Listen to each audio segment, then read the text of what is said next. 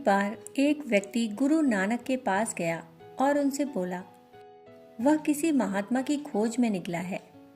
क्यों? गुरु नानक देव ने पूछा।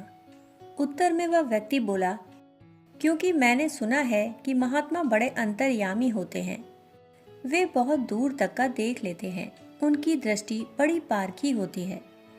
मैं किसी ऐसे ही महात्मा से मिलकर ज्ञान प्राप्त करना चाहता हूँ, जिससे हमारे रोजगार में और बरकत हो और हमारे कल्याण का मार्ग भी प्रशस्त हो। गुरु नानक देव मुस्कुराए। वे सब कुछ समझ गए। गुरु नानक देव ने उसे महात्मा के रूप में एक लालू बढ़ई का नाम बता दिया और वह व्यक्ति लालू बढ़ई की खोज में निकल पड़ा। वह व्यक्ति लालू बढ़ई के घर पहुंचा। उसने देखा कि वह बढ़ई बांस की ठठरी बना रहा है। वह व्यक्ति मन ही मन सोचने लगा कि गुरु नानक देव ने मुझे यहाँ ऐसे व्यक्ति के पास भला क्यों भेजा है। यह तो किसी भी तरह से महात्मा के समान नहीं दिखता।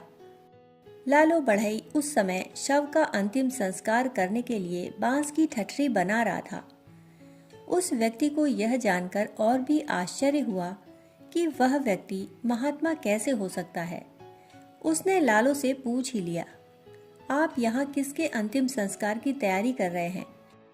तब लालू ने बताया, उसके लड़के के शरीर पर गाड़ी का पहिया निकल जाने से उसकी मृत्यु हो गई।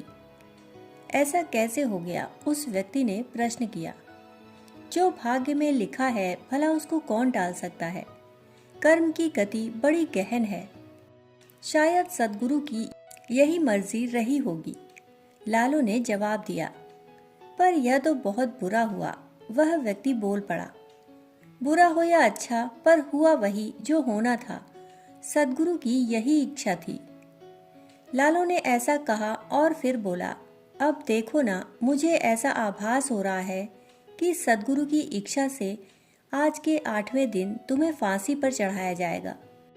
उस व्यक्ति ने जब यह सुना तो वह बेहद घबरा गया और भय के मारे 7वें दिन जंगल की ओर रवाना हो गया।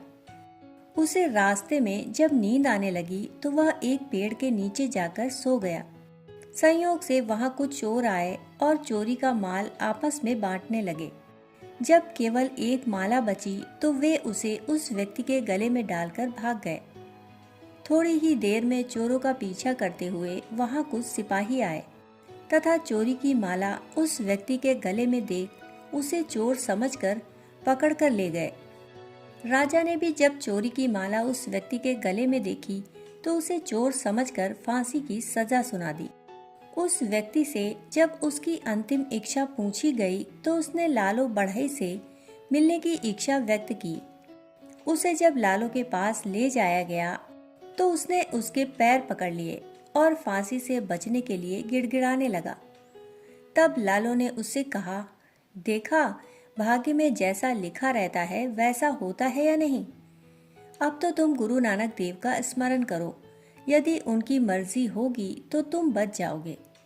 उस व्यक्ति ने नानक देव का स्मरण किया और थोड़ी ही देर में खबर आई कि असली चोर पकड़े गए हैं और उन्होंने यह कबूल कर लिया है कि एक माला उन्होंने पेड़ के नीचे सोए हुए व्यक्ति के गले में डाल दी थी। राजा ने जब यह सुना तो उस व्यक्ति को रिहा कर दिया। उसे प्रतीति हो गई कि भाग्य में जो लिखा होता है वह होकर रहता है। कभी उसने अपने जीवन में कुछ ऐसे कर्म जरूर किए थे जिनके कारण उसे कुछ समय के लिए इस तरह की पीड़ादायक परिस्थिति का सामना करना पड़ा। उसे स्मरण हो आया कि उसने वर्षों पहले किसी निर्दोष व्यक्ति को किसी मुकदमे में फंसा दिया था और काफी परेशानियों के बाद वह व्यक्ति उस मुकदमे से मुक्त हुआ था। अतः आज उस व्यक्ति को अपनी की गई गलतियों का एहसास हो चुका था। गुरु नानक देव व लालू के प्रति उसकी श्रद्धा उत्पन्न हो गई और वह उनका नित्य सत्संग करने लगा। दोस्तों, कहानी सुनने के लिए आप सभी का बहुत बहुत आभार। फिर मिलते हैं ऐसी ही कहानी के साथ। तब तक के लिए धन्यवाद।